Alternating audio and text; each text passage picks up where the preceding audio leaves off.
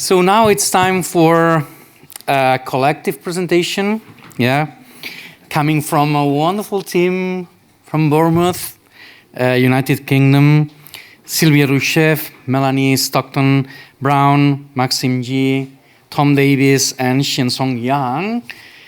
I think that you all come from Bournemouth, am I? Yeah, right? And probably they will present themselves, shortly. But I'm going to talk just a little bit about the work they will share with us today. It's shared post-human imagination, responsible AI in media production, offering insights from an interdisciplinary and international research project funded by BRAID and AHRC.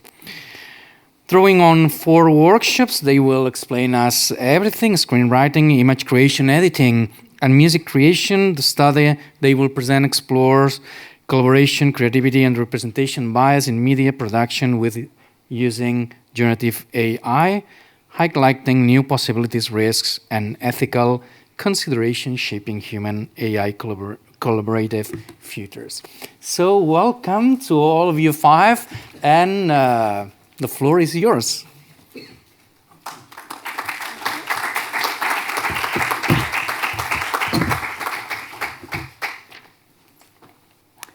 So first of all, just to try an analog translation myself, gracias al Frederic y a los organizadores por convidarnos y al público por escucharnos. So, just to reflect on, I think we have heard a lot of amazing presentations today. Ours is a kind of assembly presentation, both in terms of topics and the people. So we'll be having short, focused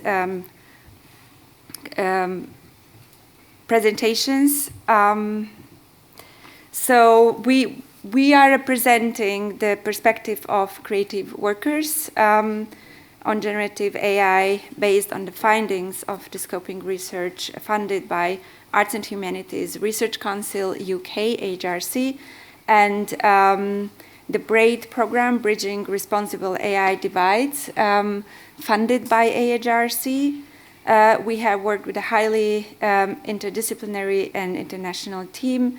We have the core team here and represent different fields of media production, law, and computer science. So the results have been published, and I will go back to this slide later. So basically, we'll have a short overview of our published white paper research. So the project specifically focused on areas where questions of control, agency, skills, labor, exploitation, and representation are particularly pertinent to the hopes and fears of creative industries. It sought to foster dialogue among developers, filmmakers, and policymakers by bringing together stakeholders from different parts of the generative media landscape. These are our main research questions, focusing on 3 fields: creativity, collaboration, and bias. How is the notion of media creativity being re-evaluated within a context of responsible AI?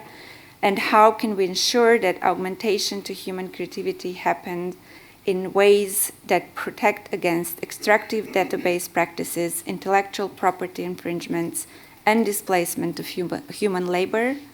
What are the implications of human-AI collaboration, and how can we make sure that collaborative work, including AI tools, is accountable, just, and accessible to all?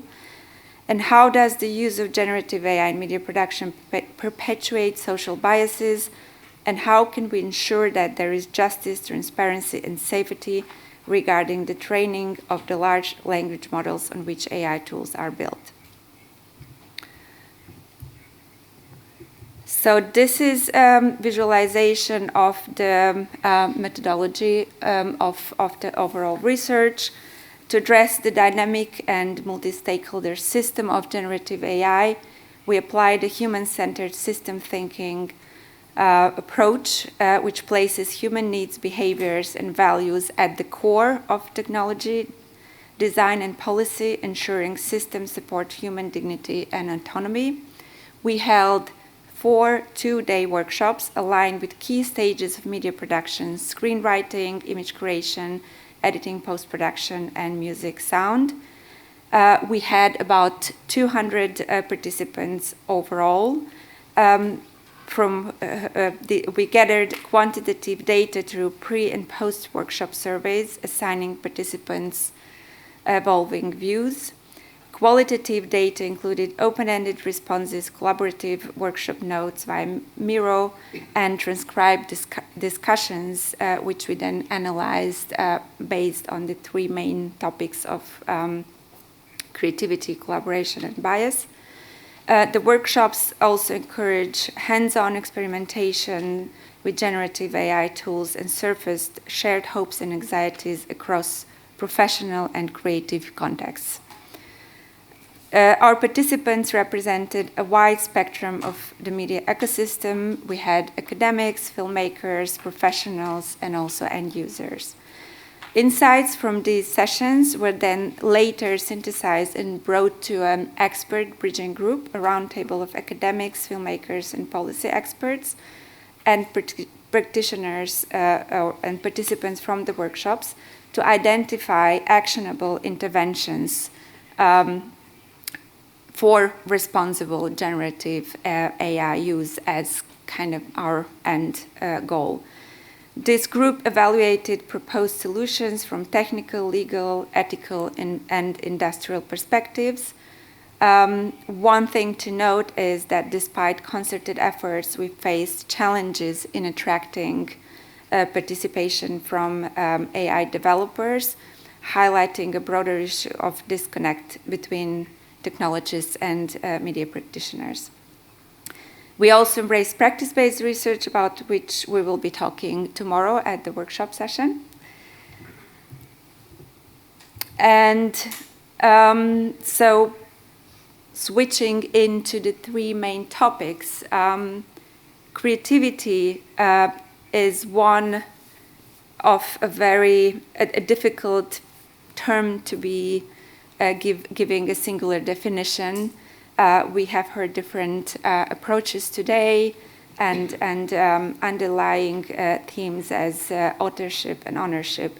So one widely accepted definition within cognitive science, summarized by Margaret Bowden, is that creativity is the ability to come up with ideas, artifacts that are new, surprising, and valuable. So novelty and value are, of course, context dependent. They can be defined in relation to convention in a sociocultural context, or as a combination of thoughts not previously formed in an individual. So the kind of the idea of the lone genius and the human-centeredness of this idea. Our participants agreed that the main values in media creation context were the human invention and originality and the intentionality of their creative act, the labor invested in the process of creation, and the genuine human experience that transcends every artifact. Proponents of the idea that AI is able to create novel and original content and therefore being creative focus on defining creativity from a functional or outcome-based perspective. So it's kind of the 2 ends of the spectrum. This is the view in which artifacts generated by AI models through recombination can represent novelty, originality, and creativity. So this is a post-humanistic view in which human-AI interaction is situated in a complex human-AI assemblage. And ultimately, the question of what creativity is can be transposed into a question of where and what kind of value is associated in the process of the creation of audiovisual artifacts, and what consequences it draws on copyright, labor, and remuneration, about which we will be hearing later in our presentation. So these are the outcomes of what we heard from our participants. Based on what they told us, what they see as opportunity is an expansion of creative possibility. AI can help creators to go where could not imagine creatively before, enabling novel ideas, images, and stories beyond typical human scope. The kind of so-called democratization, although it's also a contested term, of creativity, the generative AI tools allow individuals without formal training or traditional access to creative industries to participate, potentially fostering a more inclusive cultural landscape. Regarding efficiency and support, AI can automate technical or repetitive tasks, giving creators more time to focus on the creative aspect. A prompt-based innovation, the role of creators shifting toward the prompting, which can produce unexpected and serendipitous moments, sparking further creativity, and the notion of augmentation and not replacement, in which many participants see AI as a supportive tool that can enhance human creativity. On the other side, the limitations are, again, things that we have heard about together, the kind of very generic level of the outputs, that AI-generated content often lacks originality and criticized for producing generic shit, as one of our presenters have labeled it. Loss of human expression, and I guess this connects back to the feeling of authorship, that AI struggles to replace emotional nuance and personal expression. The risk of devaluation, the ease of content creation with AI may dilute the professional standards, making it harder for trained artists to distinguish themselves or earn a living, like showing that the limitations and the possibilities can stand parallel next to each other. The disconnect from materiality, the automation of manual tasks could reduce creative insight gained from hands-on interaction with media. The loss of subtext and context, and the overall legal and ethical concerns, which are far-reaching, and we'll hear more about it. So I will give the mic to my colleague.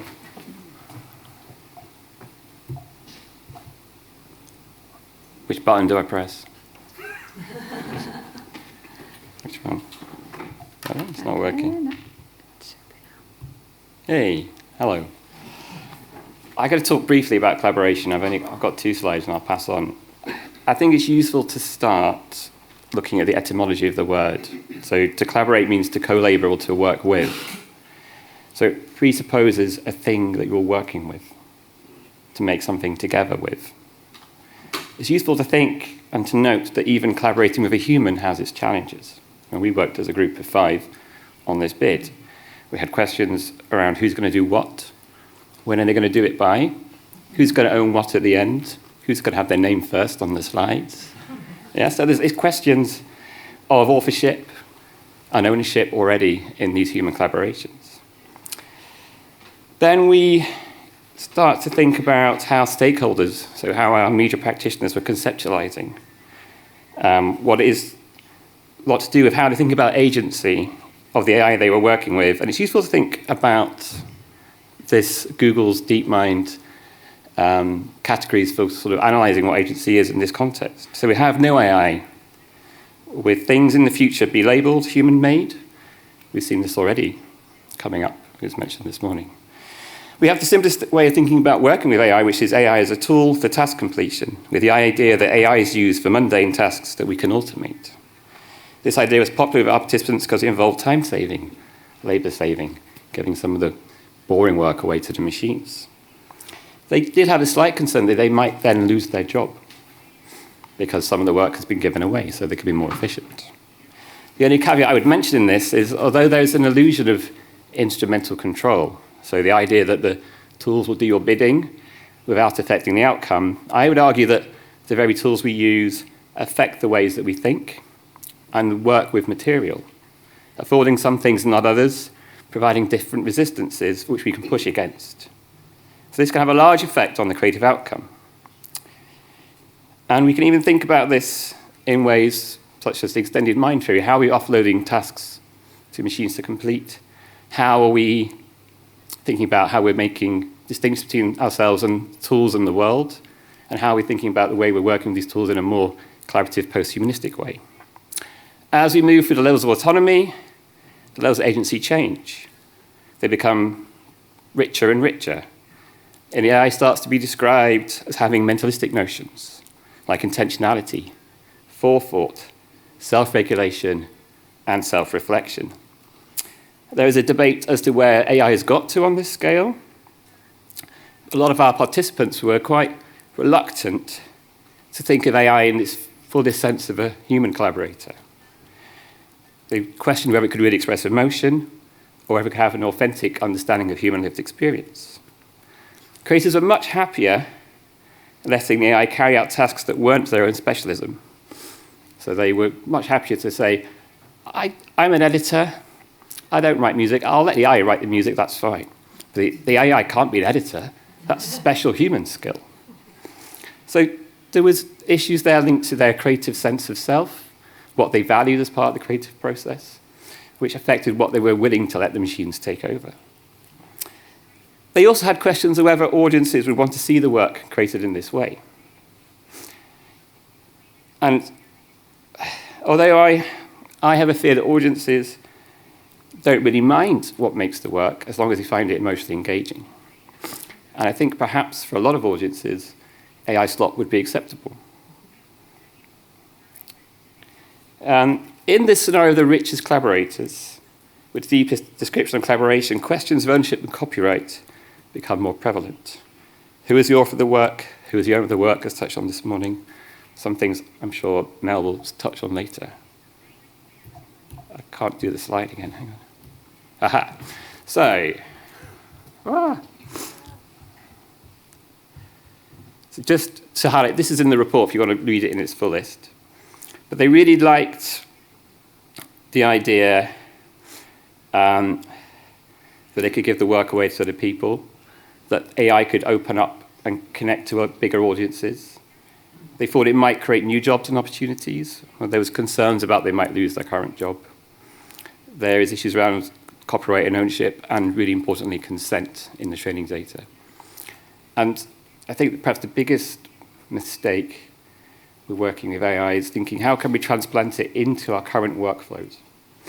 And really what it's going to do eventually is totally transform the way we think and make about being creative. So I will pass on there to Max.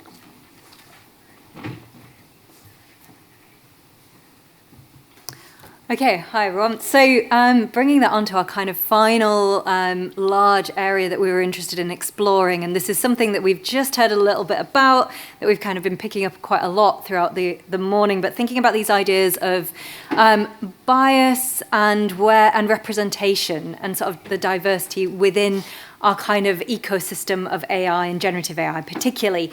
So what our workshops threw up was quite a lot of concern around various levels and areas related to and thinking about kind of where bias might fit within and be brought into the different models with generative AI and also where that comes from. So I'm going to talk through kind of a few different ways of thinking about this right now. So Virginia Dignam kind of talks about bias within a system as something that unfairly discriminates in favor of or against a particular individual or group. It's due to flawed assumptions embedded within these ideas. So those are flawed assumptions that are embedded within our own worlds and spaces, as well as, therefore, we've kind of transported them into the systems and spaces we have then created. So it really is that kind of interconnected thing that we want to be thinking about. And as one of our kind of participants commented, it's a sort of vicious cycle. The ones in our thoughts, our languages, our images, and then that come back round and around and around again. I thought that was a really nice way of kind of thinking about that. So I've got 3 ways I sort of want to quickly, very briefly talk about that, again, are much more kind of covered in a lot more detail in our report. First, we've got our kind of data biases. So this is sort of what we heard about just a minute ago, actually, in these ideas of what's in the data, where the data is trained, what material is within that, and at the heart of all of this, that's really kind of part of the concern of, firstly, we've got publicly available material that's going into these models. Where is that material coming from? Whose work is that? And then we've got, as we sort of discussed earlier, the Creative Commons. So even if we're thinking about bringing kind of work that is kind of allowed to be used to train data, that Creative Commons itself is quite a kind of Western notion. And that perhaps material in there, we want to diversify the data set, we want to get kind of diverse perspectives in there, but in doing that, we also then have to exploit diverse perspectives. That kind of creates a very complex problem. And that then leads us on to thinking about where is the data being annotated and labeled and trained, as Adavet Sakar kind of talks about. There's a lot of issues of kind of power inequalities. A lot of this data training and labeling is occurring in the global south. In kind of low-paid labor, it's being billed as something that allows for kind of progression and for folks to kind of develop, which could be amazing, but also is not always positively followed through. And we're not always thinking about that or aware of it. Now, what that also means is that potentially those who are labeling and annotating data are actually kind of being positioned to follow through on certain tasks in certain ways, and that in labeling a particular way means they'll keep getting paid. And so we're building in bias there as well. And so this is not something that's particularly simple to unpack. The initial thought is, oh yeah, we'll just do this and we can change one thing. And then you start to kind of slowly see how these things are interconnected. So this is something that really came out in our workshops. As folks started to really think about and engage with that, it was something that was very important to them, and important to be thinking about actually how do we kind of work through that. In both sessions with the expert training group, the topic was discussed, and with a recognition that this is actually to implement meaningful change within the diversity of data sets, we need to address the data itself, and all those involved in processing that data, sort of really through that system. Then we've got the kind of algorithmic bias that's kind of starting to go really into the data itself. What have we got in there, that dark mirror that we're holding up to society? Because we have positioned various things within, and various representations occurring. So we see studies looking at kind of people within particular jobs and job roles. And that was something that we saw a lot actually within one of our workshops in image creation. One of those leading the workshops kind of showed us a way of kind of representing a Black woman within society, and kind of how that showed kind of exaggerated characteristics and age and things like that. And actually it was really difficult and very specific to kind of train this back down to something that was the image they wanted to create. So that was something that's really important sort of to be aware of. So it's that dark mirror again, as we say, and so it's that vicious cycle of kind of bringing voices back out and wanting to kind of diversify, so bringing in these things. And actually people saw that as a potential to weaponize how we use generative AI. And that takes us on to that operational bias. So if we're using things in a particular way, the data that we are creating when we work with particular models is actually creating a new set of biases and stereotypes and all that sort of thing. But that could be potentially used in quite a positive way if we were thinking about how we might want to kind of prompt, how we generate our prompts, and how our prompts might then be able to diversify and bring a kind of change within the model. But of course, that's difficult, complex, and I can't go into all of that detail in any kind of meaningful way right now. So that's just kind of summarizing that. So just to kind of move on to the next slide, if you're going to let me. And I can't. No, because it's trying to get me to re-sign into the internet. And I think if I close that, it's gonna... amazing, thank you, Sylvia.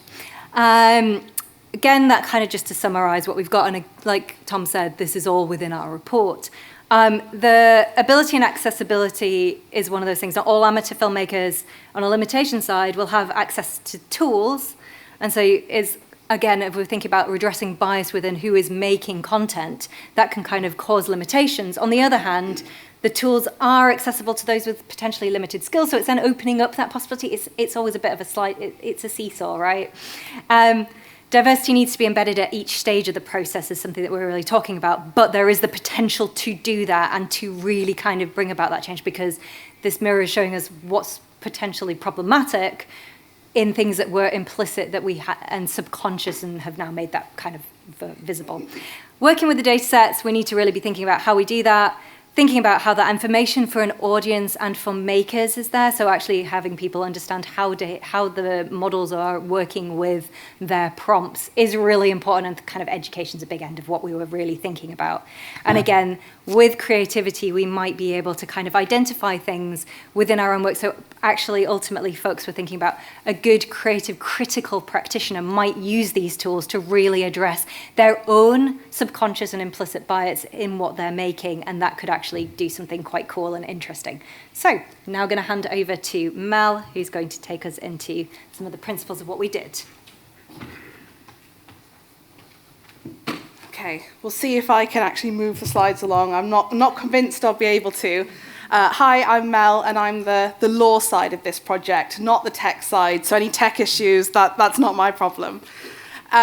So I'm going to talk to you about some of the legal findings that came out of this project in just a moment. And before I get into that, because obviously we're conscious of time and we want to leave time for your questions, just wanted to flag up these kind of key principles that came out of our research. I don't think there's anything on this slide that would be particularly kind of revolutionary to anybody in this room. I think you're probably looking at this slide and seeing things that you've come across already and you very much agree with.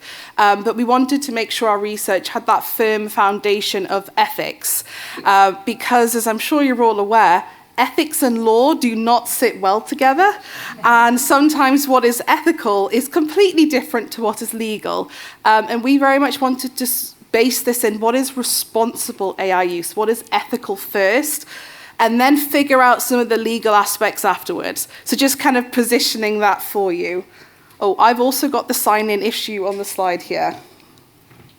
Sorry, Sylvia. It's coming up, I don't know why. Okay, so I was originally going to have lots of slides to go through with you, but you'll be pleased to know that it's been condensed down to just one law slide. And obviously, we've already heard this morning some really great presentations that touch on these legal aspects, so I don't want to kind of repeat what was said there.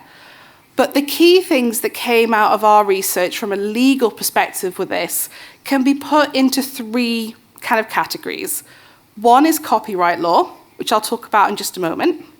One is actors, so this is a kind of data protection, biometric security for actors and voice actors.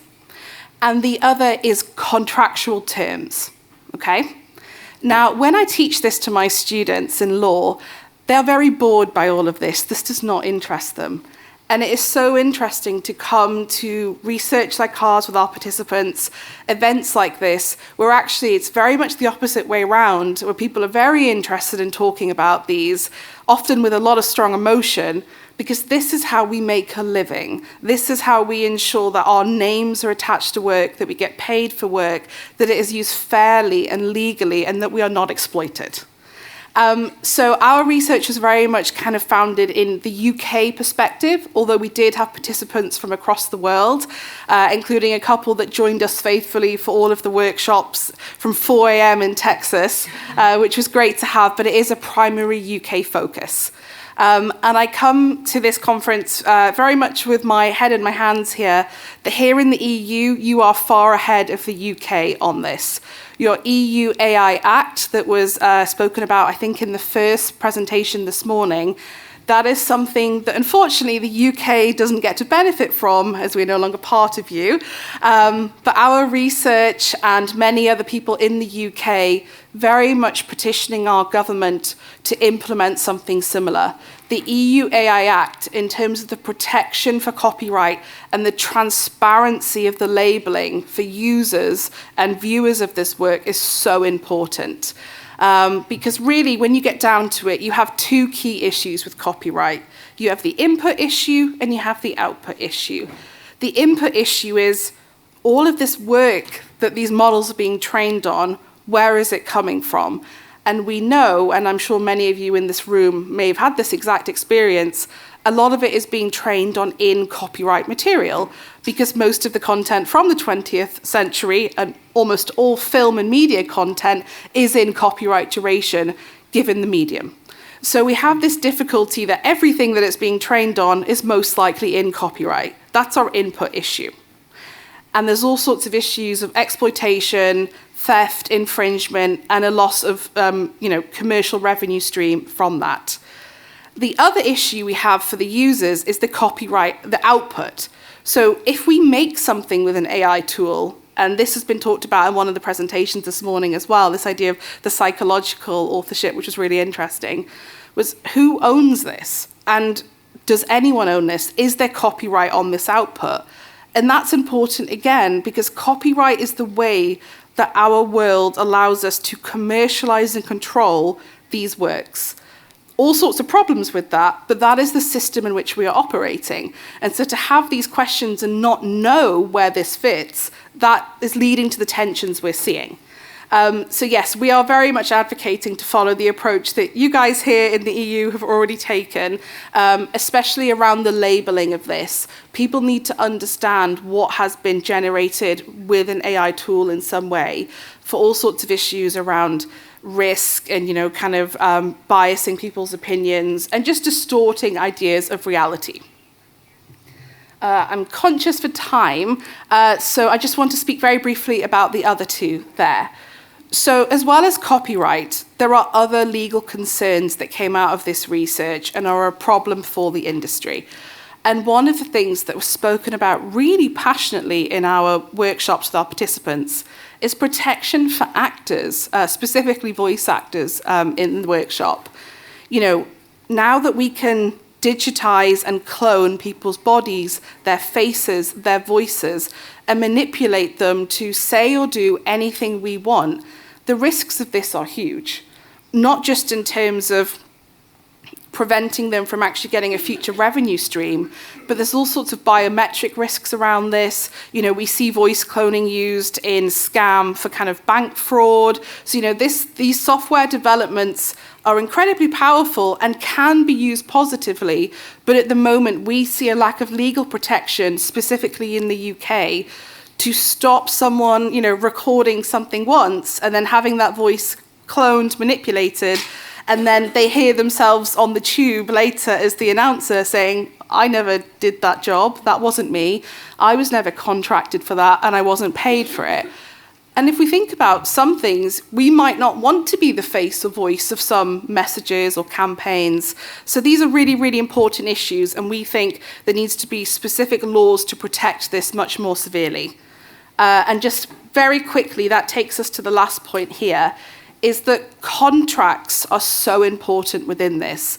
A lot of the participants we spoke to had a lack of confidence in their ability to read, understand, and negotiate contracts. And some people saying they just didn't look at them at all. Their only interest is, how much am I getting paid?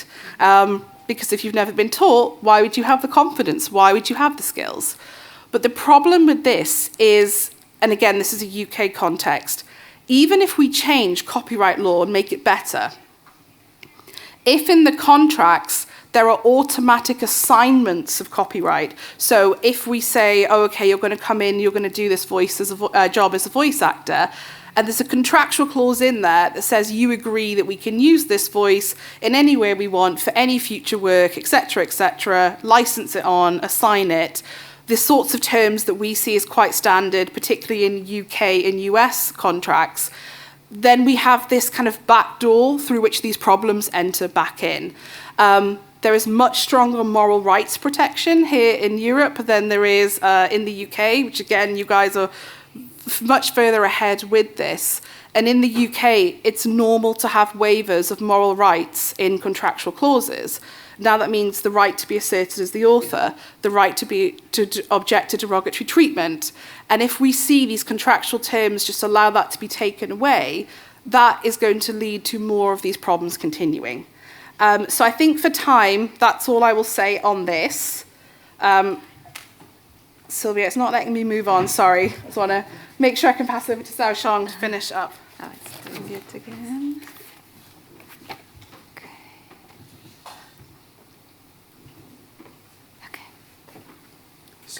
Thank you.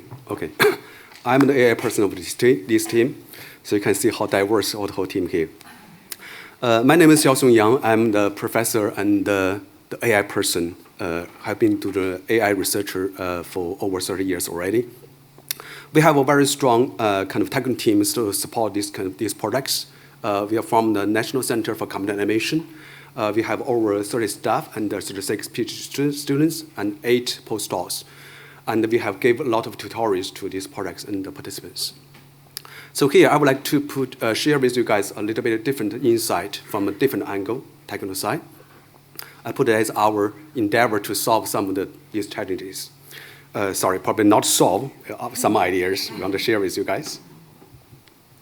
The first problem is we call knowledge barriers. So from the AI perspective, especially our AI researchers, sometimes there's new AI tools come out, we become so excited. But from the artist side, normally there's very negative feelings, there's concerns, distrust, or panic. Also, like Sylvia mentioned this morning about the rejection or fear. So these two-sided feelings is quite different. I think from our conversation with the participants, we find out most problems coming from the people don't understand how AI really works, how the deep learning really works. So how to fill these gaps? So here we propose an idea of the solution of the creative education.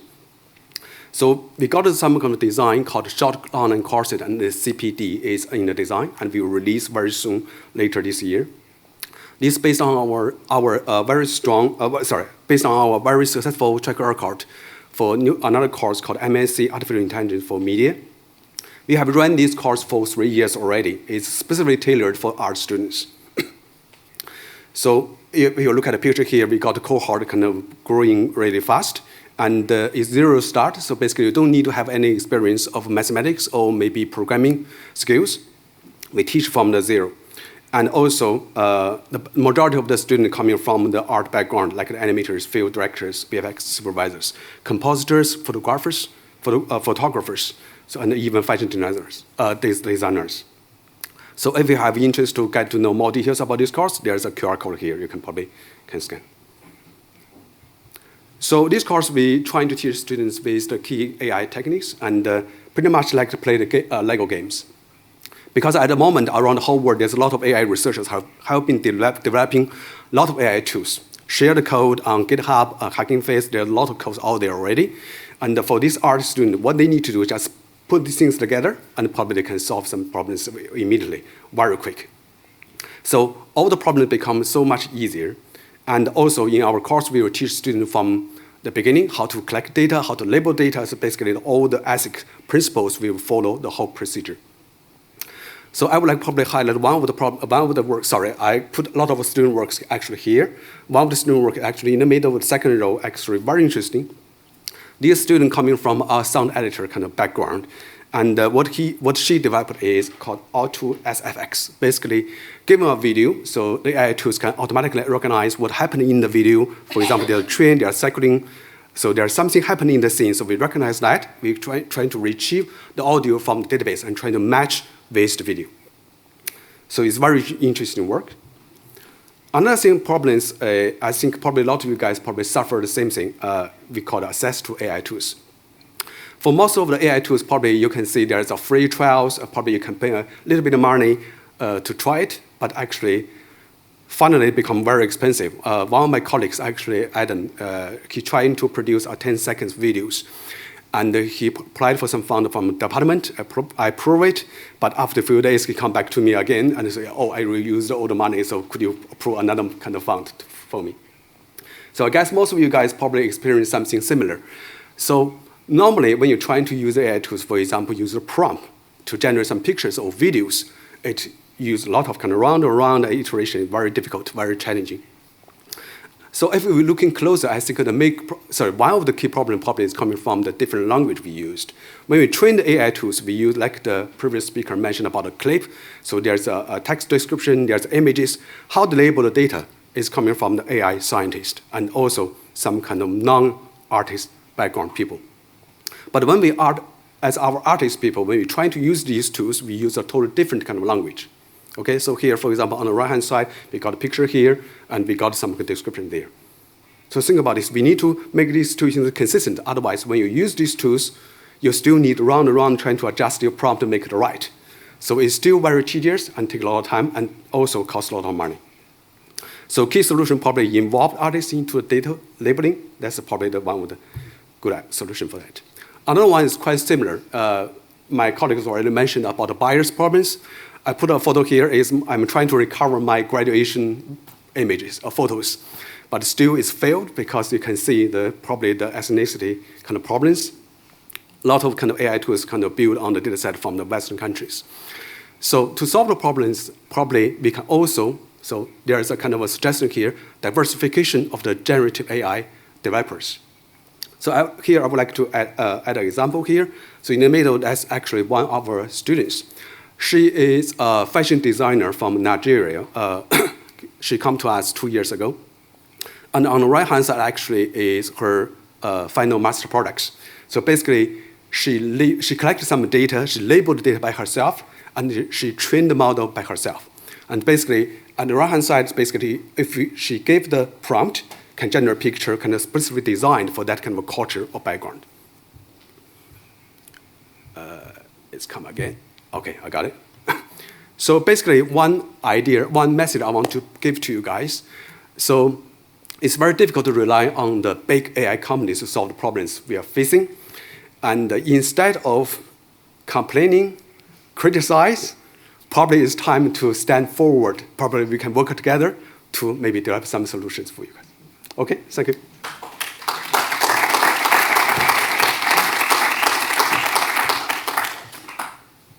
Thank you all. I guess, do we have time for questions? 1 minute. Okay, 1 minute. Well, what I would say, here are the QR codes. Close the mic. Yes, so here are the QR codes for the report and the zine that we have, and we will be around for the next 2 to 3 days, actually. So I think we can continue conversations outside. Okay, thank you so much.